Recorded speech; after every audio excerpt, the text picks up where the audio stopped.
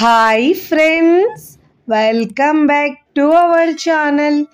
ఈరోజు మన కిచెన్లో ఎప్పుడు ఒకే రకం చట్నీ కాకుండా ఇలా కొత్తగా టమాటో చట్నీ చేయండి. ఇడ్లీ, దోశ, ఏ బ్రేక్ఫాస్ట్లోకైనా నూరూరించే ఈ టమాటో చట్నీని ఎలా చేయాలో చూపించబోతున్నానండి. ఈ చట్నీ అయితే టేస్ట్ అయితే చాలా చాలా బాగుంటుందండి.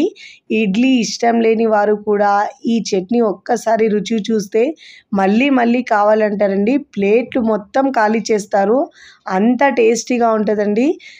దీనికి మనం ఒక 5 నుంచి 10 నిమిషాలలో రెడీ అయిపోతుందండి. చాలా తక్కువ టైంలో ఈజీగా రెడీ అయిపోయే చట్నీ అండి.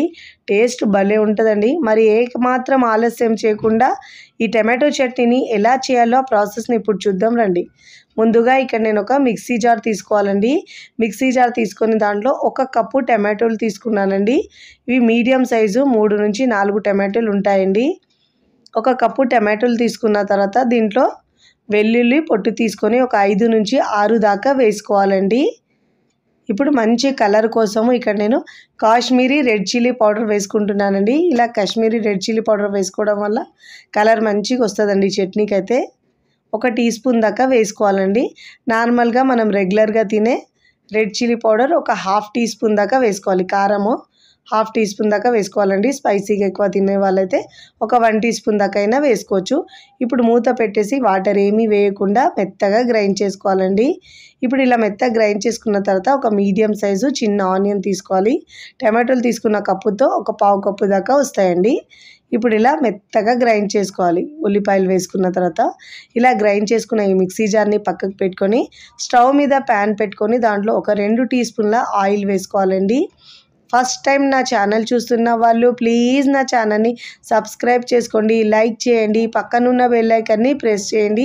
ఇలా ప్రెస్ చేయడం వల్ల నేను పెట్టే వీడియో నోటిఫికేషన్ ముందుగా మీ హోమ్ పేజ్కి వస్తాయండి. ఇలా ఆయిల్ బాగా వేడైన తర్వాత ఇప్పుడు దీంట్లో 1 టీ స్పూన్ దాకా ఆవాలు వేసుకోవాలండి. 1/2 టీ స్పూన్ దాకా జీలకర్ర వేసుకోవాలండి. మంచిగా ఇలా ఆవాలు చిటపటలాడే వరకు వేయించుకోవాలండి. చాలా టేస్టీగా ఉంటుందండి ఈ చట్నీ. అయితే చాలా సింపుల్గా ఇంకా చాలా ఈజీగా చేసుకోవచ్చండి. టేస్ట్ మాత్రం భలే ఉంటుందండి. ఇలా బాగా మంచిగా చిటపటలాడిన తర్వాత ఇప్పుడు దీంట్లో ఒక 9 నుంచి 10 దాకా కరివేపాకు ఆకులు వేసుకోవాలండి. ఇలా వేసుకొని ఒక 2 నిమిషాల పాటు బాగా ఫ్రై అయిన తర్వాత ఇప్పుడు దీంట్లో ఒక మంచిగా చట్నీ చిక్కగా ఇంకా టేస్టీగా ఉండడానికి 1 టేబుల్ స్పూన్ దాకా శనగపిండి వేసుకోవాలండి. శనగపిండి వేసేక ముందు మనము లో ఫ్లేమ్లోనే మంటను ఉంచి ఇలా 1 నిమిషం పాటు వేయించుకోవాలండి. మరీ ఎక్కువ వేయించుకుంటే చేదొస్తుందండి. వీడియోలో చూపించిన విధంగా వేయించుకోవాలండి. ఇలా బాగా వేయించుకున్న తర్వాత ముందుగా గ్రైండ్ చేసుకున్న టమాటోల్ని వేసుకోవాలండి.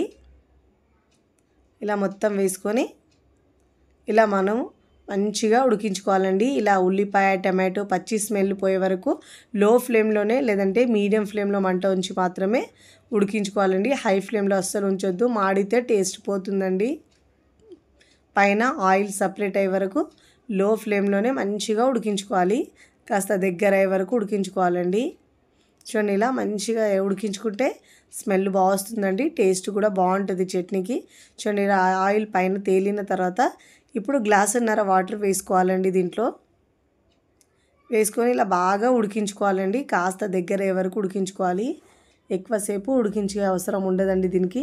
కాస్త చిక్కగా అయితే మనకు చల్లారిన తర్వాత మరింత చిక్కగా అవుతుందండి. చూడండి, ఇలా బాగా ఉడికించుకోవాలండి. ఇప్పుడు దీంట్లో రుచికి సరిపోయినంత ఉప్పు వేసుకోవాలండి. ఉప్పు కారం మీ టేస్ట్ని బట్టి యాడ్ చేసుకోండి, మరి ఎక్కువ తక్కువ కాకుండా. ఇప్పుడు దీంట్లో నేను రుచికి సరిపోయినంత ఉప్పు వేసుకున్నానండి. తర్వాత బాగా మిక్స్ చేసుకోవాలి. ఫ్లేమ్ని మీడియం ఫ్లేమ్లో ఉంచాలండి.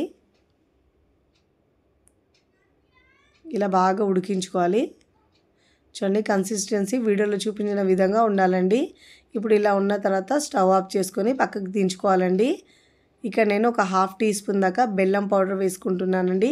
చిన్న ముక్క ఉన్న బెల్లమైనా వేసుకోవచ్చండి. స్టవ్ మీద ఉన్నప్పుడే వేసుకొని స్టవ్ ఆఫ్ చేసుకోవాలండి. నేనైతే ఇక్కడ పౌడర్ ఉంది కాబట్టి స్టవ్ మీద నుంచి దించుకొని పక్కకు తీసుకున్న తర్వాత బెల్లం పౌడర్ వేసుకున్నానండి.